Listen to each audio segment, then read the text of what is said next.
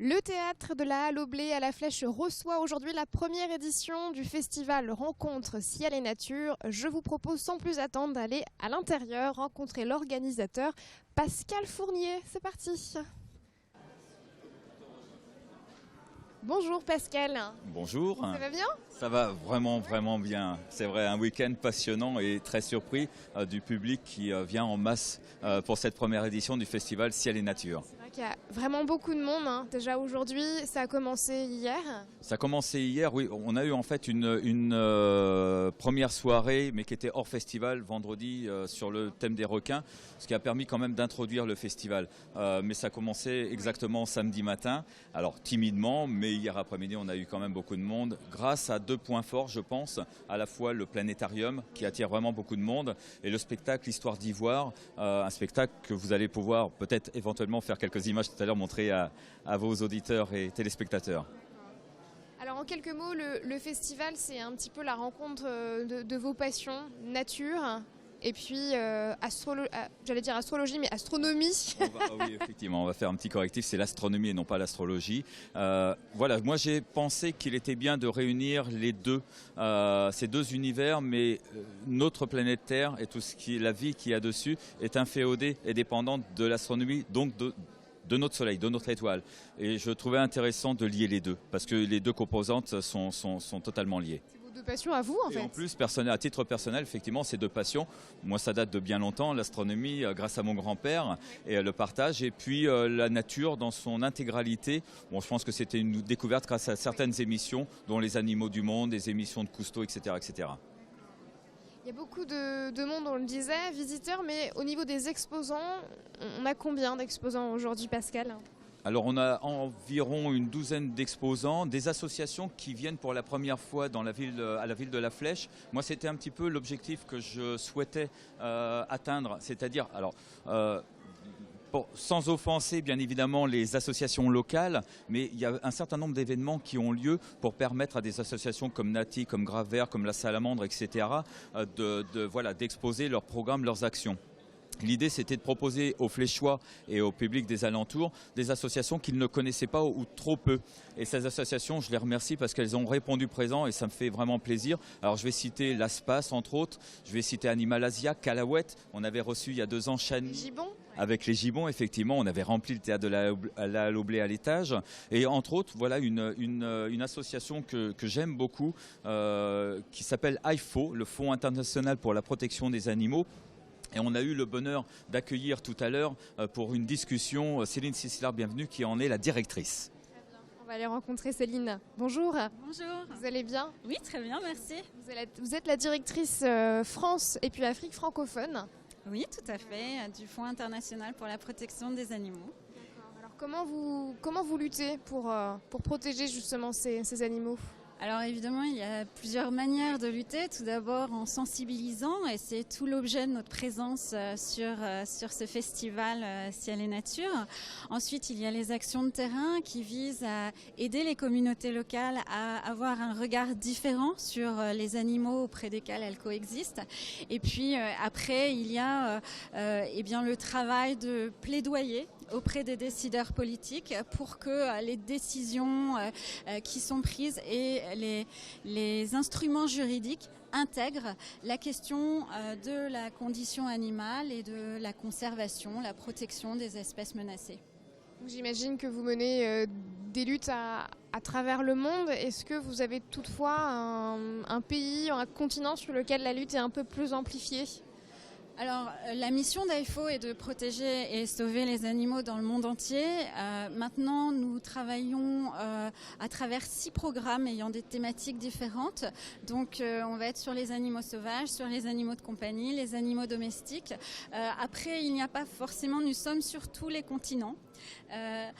Mais dans le cadre de la criminalité liée aux espèces sauvages, on va principalement travailler à la source, donc notamment en Afrique où les animaux, par exemple les éléphants, sont braconnés, les rhinocéros sont braconnés, pour essayer d'agir de manière à garder ces animaux vivants. parliez tout à l'heure des politiques, de la politique en général. Depuis janvier 2016, l'animal dans le Code civil n'est plus considéré comme un objet meuble, mais plutôt comme un être doué de sensibilité. Pour vous, c'est un beau pas en avant? Alors c'est un pas en avant, mais en même temps, il n'y a rien de révolutionnaire en ce sens que la France rattrape le retard considérable qu'elle avait sur cette question.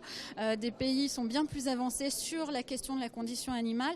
En revanche, ce qui est un pas considérable aujourd'hui, c'est le fait que très récemment, 26 associations françaises, dont AIFO, se soient regroupées pour mettre la question de la condition animale au cœur des enjeux politiques dans le cadre des prochaines, de la campagne présidentielle et des législatives aussi. Parce que nous considérons qu'il y a là une question qui est lancée, qui est sur la table et qui est dans le débat public. Merci beaucoup Céline. Merci. Je vais vous laisser parce que là vous allez animer, vous me disiez tout à l'heure, un spectacle, non voilà, nous avons travaillé avec des marionnettistes pour parler des menaces auxquelles les éléphants sont confrontés sous une forme plus artistique que ce que nous faisons d'habitude. Et donc nous avons un spectacle d'ombre chinoise qui s'appelle Histoire d'Ivoire, la vie des derniers éléphants d'Afrique. Merci beaucoup Céline. Merci. Et puis bon spectacle. Merci. On va retrouver Pascal qui est juste là.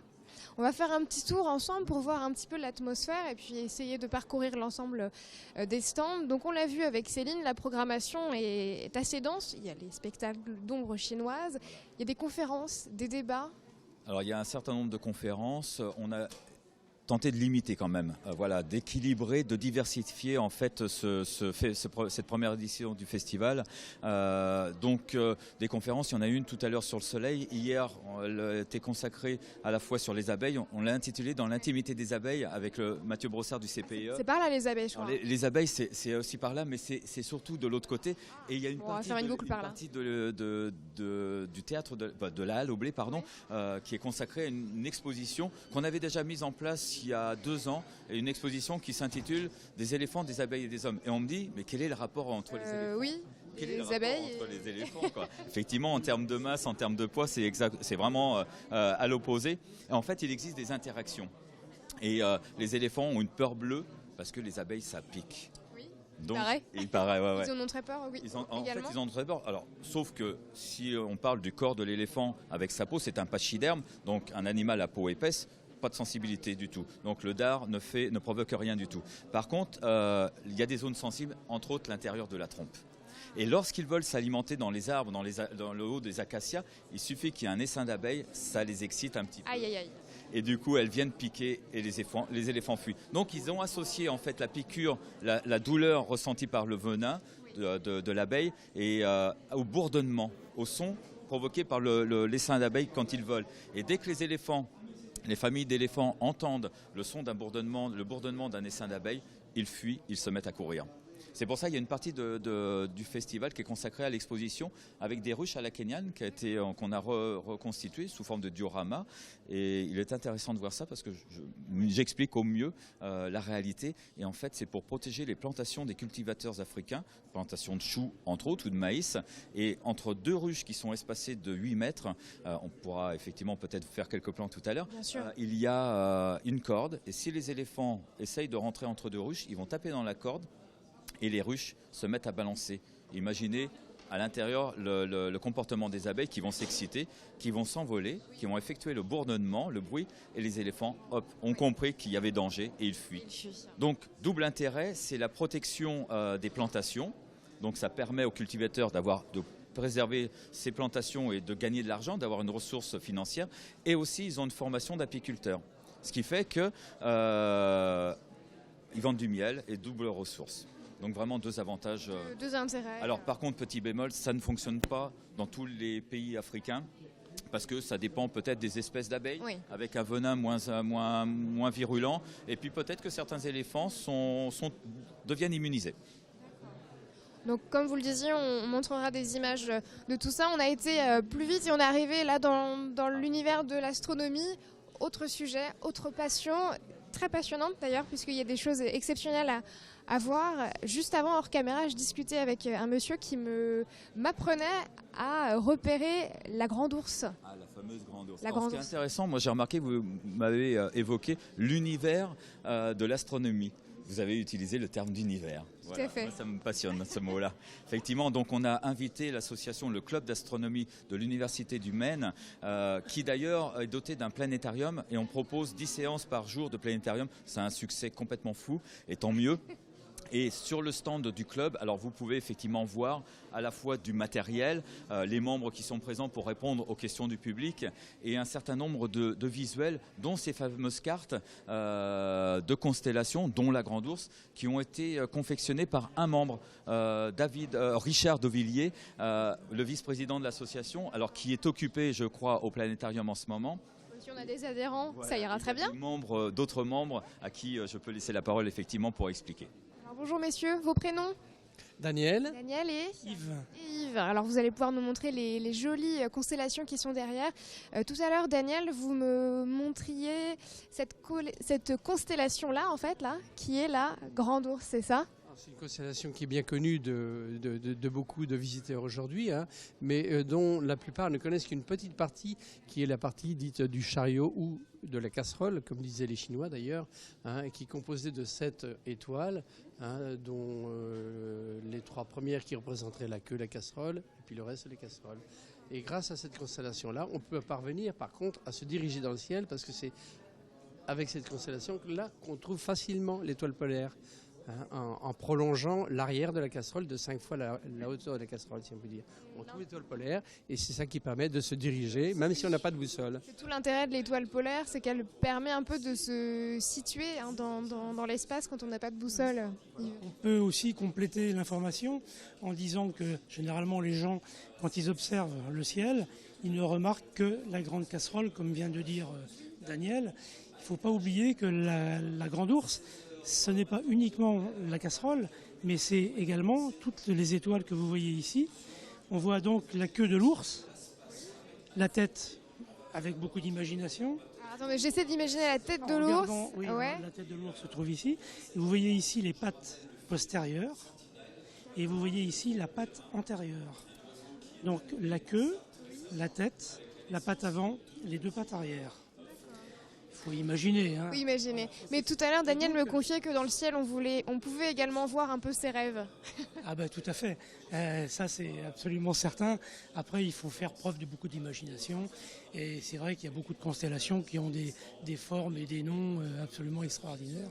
Hein. Merci beaucoup, Yves et Daniel. Merci. Bien, au revoir. On va retrouver Pascal. Vous l'avez vu, Pascal? Il est là. Comme ça, on va passer devant la carte du ciel tournante qui est absolument magnifique. Vous êtes également l'animateur? En fait, j'essaye de. J'ai plusieurs casquettes, tout effectivement. Je fais tout. Non, j'ai une équipe de membres, de bénévoles qui se Combien sont. vous êtes en tout? Là, je pense qu'on est sur l'ensemble du week-end. On doit être une quinzaine de personnes à travailler pour accueillir le public dans un premier temps, pour les diriger vers le spectacle, vers les conférences, et puis aussi. On a une buvette, voilà, on va essayer pour On rentrer. rappelle que c'est gratuit. Totalement gratuit, hormis ce qui est payant. Bien sûr, la tombola et puis, puis les bons gestes qu'on vous propose de faire pour aider toutes ces associations qu'on n'a pas évidemment toutes vues exhaustivement, mais on a au moins parcouru une bonne partie. Merci beaucoup Pascal de nous avoir accueillis. Merci d'être passé et puis voilà, on a hâte de découvrir les images et le reportage sur LMTV dont on est devenu adhérent. Avec plaisir, merci beaucoup, à bientôt. Au revoir. Allez, c'est la fin de l'infiltré du dimanche. Je vous laisse dans le petit monde d'LMTV et puis on se retrouve la semaine prochaine pour un nouvel épisode. Très bonne soirée à tous.